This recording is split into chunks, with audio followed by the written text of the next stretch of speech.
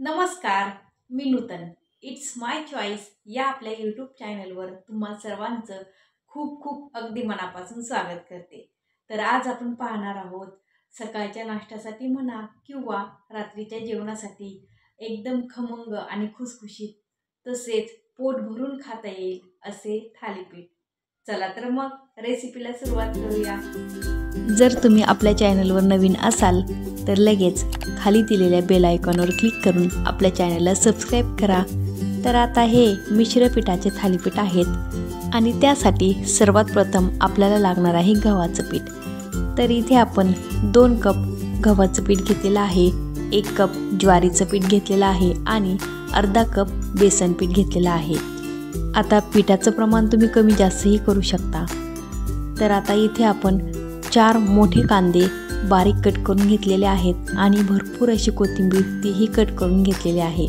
तसेच लसूण मिरची मिक्सरला वाटून घेतलेली आहे. तसेच 4 मोठे चमचे इथे आपण तीळ घेतलेत आणि 1 चमचा ओवा आपण हाताने असा बारीक करून घ्यायचा आहे.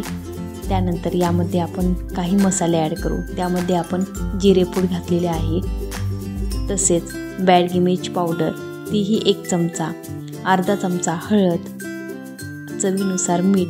मिठाचं प्रमाण तुम्ही तुमच्या आवडीनुसार कमी जास्तही करू शकता.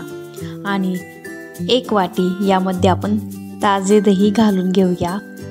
आता हे सर्व घातल्यानंतर आपण याला सगळीकडून व्यवस्थित असं एकत्र करून घेऊया. तुम्हाला जर यामध्ये ज्वारीच्या पिठाऐवजी बाजरीचं पीठ घ्यायचं असेल तर तुम्ही तेही घेऊ शकता. पिठाचं प्रमाण तुम्ही तुमच्या आवडीनुसार कमी जास्तही करू शकता. आणि जर यामध्ये भाजी भात जे काही असेल तेही तुम्ही ॲड करू शकता. तर इथे माझ्याकडे रात्रीची भाजी होती, ती पण मी यामध्ये घालत आहे. आणि भाजी घालून परत एकदा हे सर्व आपण छान असं व्यवस्थित एकत्र करून घेऊया. तर आता भाजी एकत्र करून झालेली आहे आणि हा माझ्याकडे रात्रीचा भातही शिल्लक होता, तोही यामध्ये मी ॲड करत आहे. जर तुमच्याकडे ही भाजी भात जे काही असेल तेही तुम्ही यामध्ये ॲड करू शकता. आणि खरंच सांगू का, शिळ्या भाजीचे सुद्धा थालीपीठ खूप छान असे बनून तयार होतात आणि एकदम चवदार सुद्धा लागतात. तर नक्कीच तुम्ही पण एकदा ट्राय करून बघा. आणि आता यावरच आपण भरपूर असं तेल घालूया आणि हे सेट होण्यासाठी ठेवूया. कमीत कमी 10 ते 15 मिनिट आपण हे पीठ असंच झाकून ठेवूया. आणि 10 ते 15 मिनिट झाल्यानंतर मग आपण याचं थालीपीठ बनवण्यासाठी घेऊया.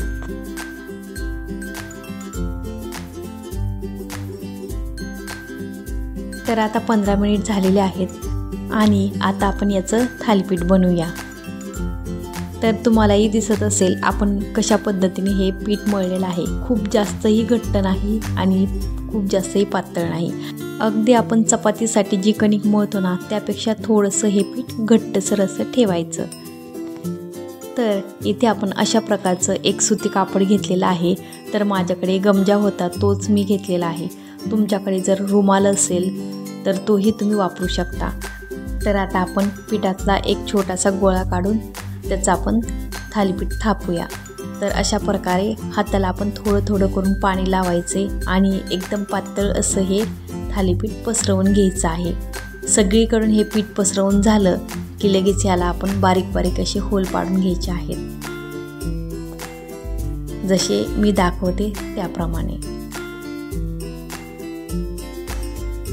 तर तवा छान तापलाय आणि यावर आपण भरपूर असं तेल घालून तेल सगळीकडून पसरवूया आणि मग थालीपीठ यावर आपण टाकायचं आहे.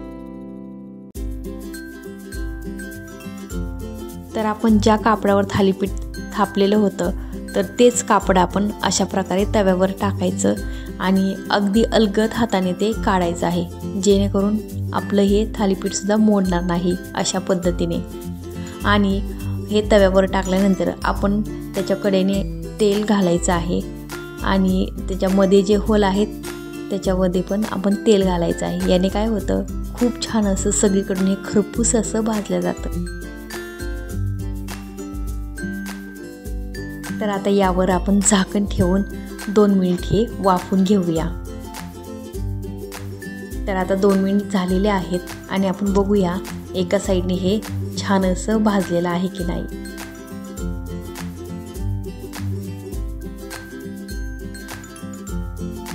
तर हे सहज निघत आहे, म्हणजे आपलं थालीपीठ भाजलेलं आहे. तर अजूनही थोडंसं एका साईडने कच्चं आहे.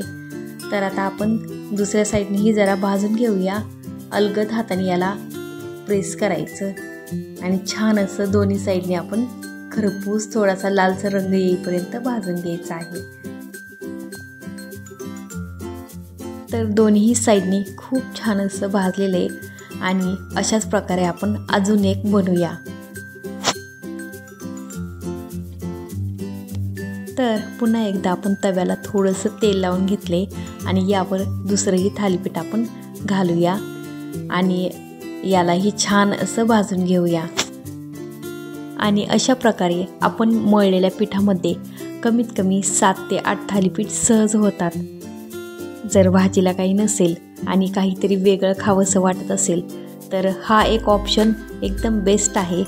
तर नक्कीच तुम्ही अशा प्रकारचं थालीपीठ बनवून बघा आणि हे थालीपीठ कसं वाटलं हे मला कमेंट करून नक्कीच सांगा. तर इथे आपलं दुसरंही थालीपीठ बनवून तयार आहे आणि आता आपण हे खाण्यासाठी सर्व करूया. तर थालीपीठसोबत तुम्ही शेंगदाण्याची चटणी, दही किंवा लोणचं, ठेचा जे काही तुमच्याकडे असेल ना त्यासोबत तुम्ही खाऊ शकता. आणि नसेल ना तर नुसतं जरी खाल्लं ना याला भरपूर असं तूप लावून तरी खूप छान आणि अप्रतिम अशी याची चव लागते. तर नक्कीच तुम्ही पण अशा प्रकारे थालीपीठ करून बघा.